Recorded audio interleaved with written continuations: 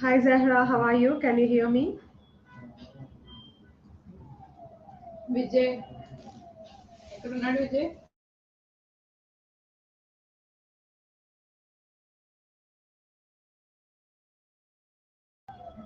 Hi Zahra,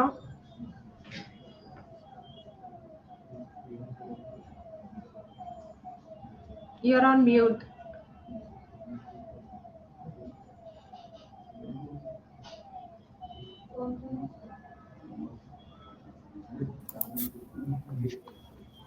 Hi.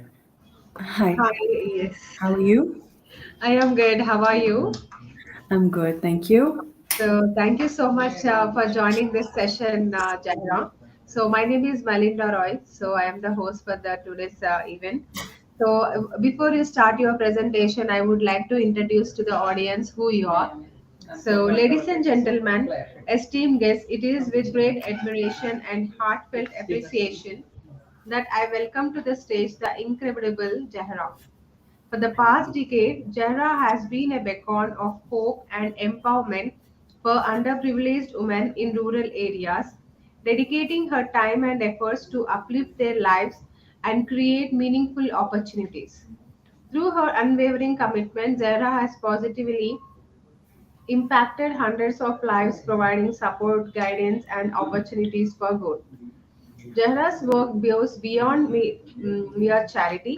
It is a testament to her vision for a more inclusive and compassionate society.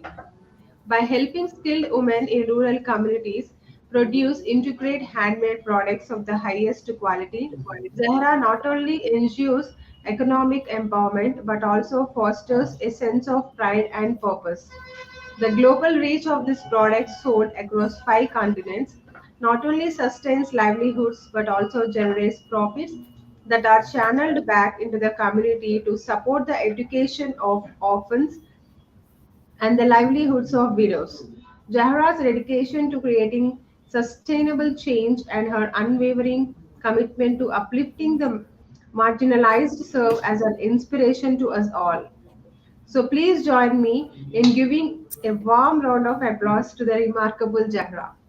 So Zahra, thanks. So that was really a great introduction. So you can share if you have any presentation, you can share or you can start your presentation. Thank you.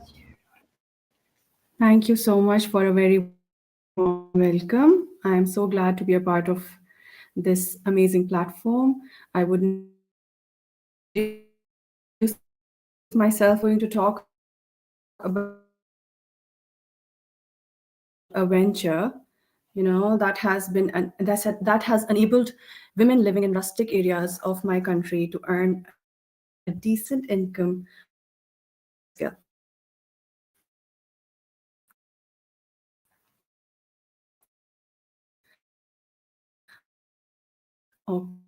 Okay, so slides here.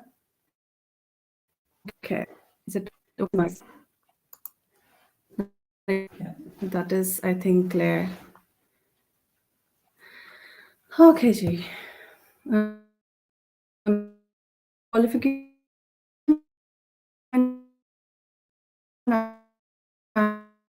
entrepreneur, and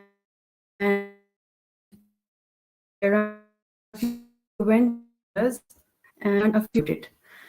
Okay, by qualification, I'm again telling about myself. I'm just an interior decorator, but I'm an entrepreneur and I'm running a few Hi Zahra. Hello. ventures that are Hi Zahra. Your internet connection is not stable. There is a lot of muffled up in the while you are talking.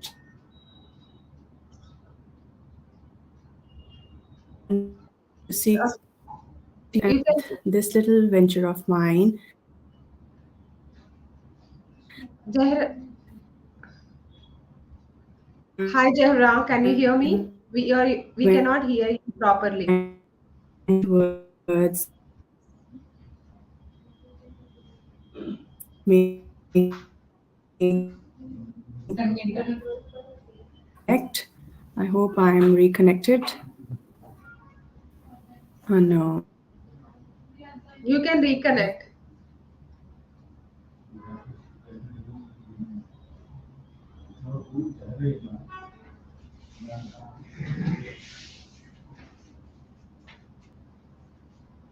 Internet బాగా signal తీసుకున్నాం.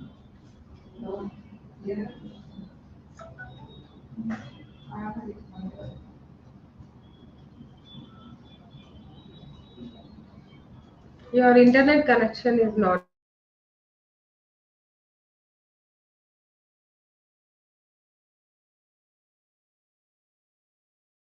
good. Okay, I'm back online, I guess. Yeah, I'm sharing the Yes. presentation again. Share screen.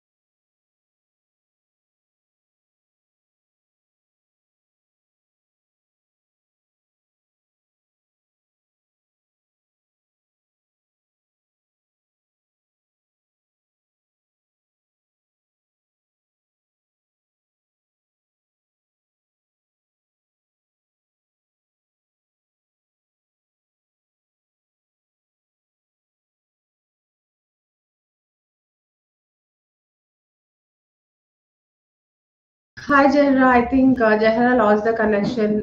We'll connect to her. Just give us 5 minutes.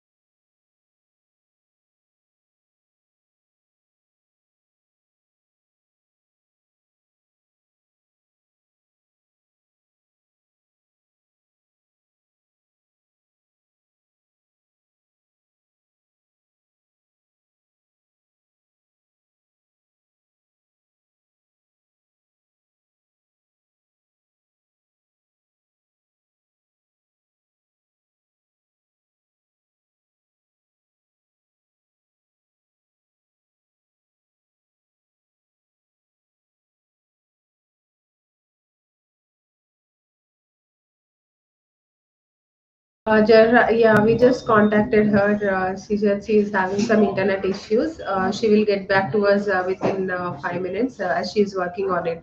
Thank you so much.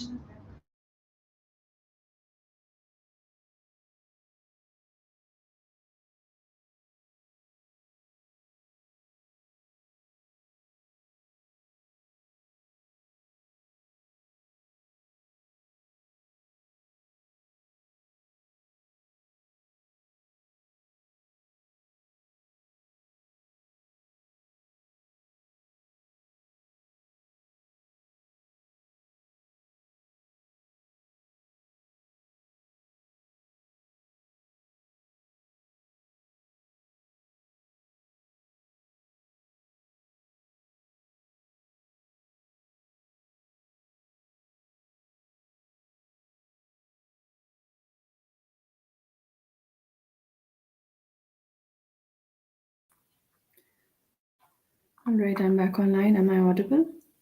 Yes, you're audible. So I know your network connection is not stable. So you can turn off your video and you can start your presentation so that it will be stable. All right, hopefully it will be stable now. Let's try again. Okay. Just a second. Okay, so I had already introduced myself. Yeah, I'll just get back to the venture itself that we started. I think next slide. Okay, so how it all began. I'm gonna tell you a little bit about Pakistan. My homeland, that is Pakistan, was hit, one by one of the worst floods of the century in 2010, which led to death and devastation, spreading across the huge area. The place I had been living particularly was affected. We were lucky to, survive, but the whole event compelled me to ask this fundamental question: what can I do to make life worth living for the people living around me? I then went into the field to help those who had been displaced from the floods. It was devastating. The more I helped, the more I gained clarity of purpose and, became a little contented with my actions and my existence. Um, During this time, I discovered the hidden gem of these areas of my country. They were the rural areas. The handicrafts made by the artisans of my country were amazing. Here I will share a few statistics. 52% of population is of women. 8 out of 10 women in a small town are skilled in making handicrafts, and they have learned it from their elders. All right. So it is like, a traditional thing that is learned at home and they pass it down to each other. Pakistan has four states or provinces, you may call it, and every province has unique handicrafts different from each other. So it has been transferred to, from generation to generation, and they have amazing diversity that exists in each handiwork. Right. Okay. So the patterns were amazing, eye catching, and honestly speaking, we thought that they are machine made, because since we were not very much used to, checking if it is made by hand or by with the help of machines. My husband used to comment usually, they think you're a fool by saying that it's handmade. It clearly looks like it's, made with machines.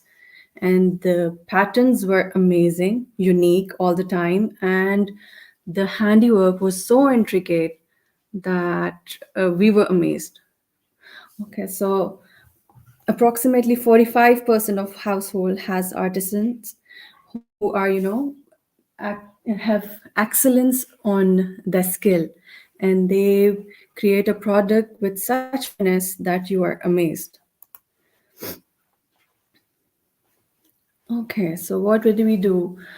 We tried to generate income for them through their handicrafts because they do have the skill, but they don't know how to market it. Or for that instance, majority of the ladies are not even allowed to leave their own periphery of their homes, and they are expected to stay inside their houses and do household chores, take care of the family, children, and so they cannot, generate income on their own. They do create these amazing pieces, but they don't generate income as a family unit.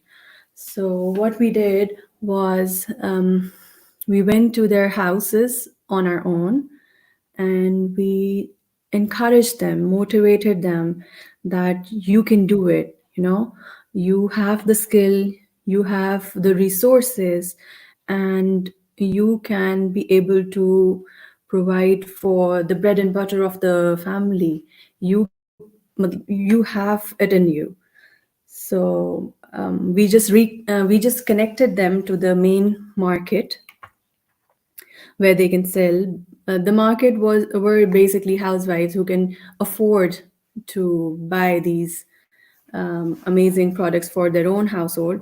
But we started making custom made orders, as in not just clothes, but home accessories and unique articles that were not really available in the mainstream market. So everyone was really fond of the idea that it's something as per their own liking, their own color combinations or anything as per the dimensions. Everything was custom made, and that made it all the more unique and very much appreciable. Okay, so in okay, so way forward for this little brand of ours. It's not really a big brand. It's just a little venture that we are, trying to keep it stable, as in it keeps supporting the families and keep their spark ignited, as in they can use their skill to. Sorry, sorry, sorry. Feed their families. Obviously. Oh, sorry, I thought the connection was lost again, but no, it is here. I'm glad. Okay, so they are the breadwinners and they are able to feed their families. We have 50 plus women, mashallah, who are committed in generating amazing handiworks, and they are supporting their families. Okay, so in the year 2023 to 2025, it's just we are benchmarking marking of key supplies areas for product development in the year 2024 to 2026, development of framework for retail stores and proper branding. 2025 to 2027, we are looking forward to skill development centers for sustaining availability of skilled artisans so they don't lose their passion and keep it alive. Passing on to generation was there, but once the machines took over and um, you cannot distinguish between handiwork and machine made stuff, so they just started to fade away. But we will hopefully revive it back, and by 2027, inshallah, we will have a skill development center for sustaining availability of skilled artisans, and 2027 onwards, targeting towards generation of US dollars 10 million from the handicraft market, hopefully by the will of God. If they are consistent and they keep working the way they are, hopefully they will be able to have their own skill development centers and supply amazing chain of products, each unique in their own way. I'm just showcasing a few products here, if you may see. These are cushion covers. This is a little table runner and a tissue box. And here we have old school wall hangings and um, uh, what do you say, cushion covers or throw pillow covers, where you have different patterns all made with hand, and they can be custom made as per your own liking. Then we have little duffel bag, small little tissue box cover to, you know, complement your coffee table, or a table mat, table runner, and we have these cutlery cases that weren't so common before, but now we have them, as in to bring up your own dining room and feel make your family feel all the more very special when you use these unique sets. Okay, these are some amazing bedspreads and pillow covers, which were all made by women. Can you imagine how much time do they spend on making one bed sheet here? I think 25 to 30 days practically. Imagine the little stitches they, you know, they stitch on the way. It looks amazing, but it takes a lot of time, and they were being paid like nothing but peanuts. As in, it wasn't being appreciated, it wasn't being utilized, but they were creating these things before, but they were not able to market it. So we are just trying to help them connect with potential buyers who can value their handiwork. Okay, so as I always tell them, that you should seek excellence in your works so you can be admired by the world. Because you can just create a product, you can just create it and it's there.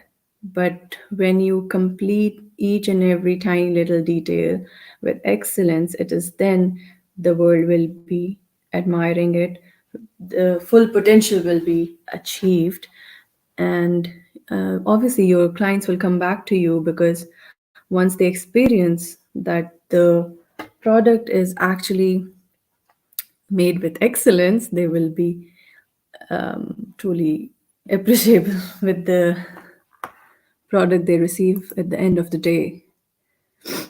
Okay, so thank you so much for your time. And these are my contact details. I'm available on Instagram as well as Facebook by the name of Mingle Mangle. Mingle Mangle is basically a little catchy name for you to remember, and it has all the little products that we have on board displayed there. And this is my WhatsApp number as well, if you would like to connect with me on my WhatsApp. Thank you so much, Zahra, for the wonderful presentation today, sharing your about this Pakistan. It's really a beautiful work. So yes, we do have a questions from our audience as well. So you can message them separately, and yeah, you can even reach Zahra to her email ID. So everyone can contact her directly, and if you have any questions, you can. So anytime they can reach you, right? Thank you so much for providing me with this platform. Very sweet of you. I have a little typing error here. It's Mingle Mangle. Shall I type it here for you? Yeah, I think please. maybe it's on Instagram as well as on Facebook. Okay. I would love to take questions if you have any about the whole welfare venture that we started, or Mhm. anything at all. Anything at all. I would be more than No, no. happy. No, so they have a question, so they can reach you to your email ID, and they can reach you to your Instagram, okay, or in the social networking side. So our next speaker is already waiting in the backstage. So thank you so much for making your network stable and connecting right away. So thank you so Thank much you for for your joining. patience. Yeah, thank you so I much for appreciate the it. patience for the audience as well. And so please support and have a nice day. Bye bye. Thank you. Bye.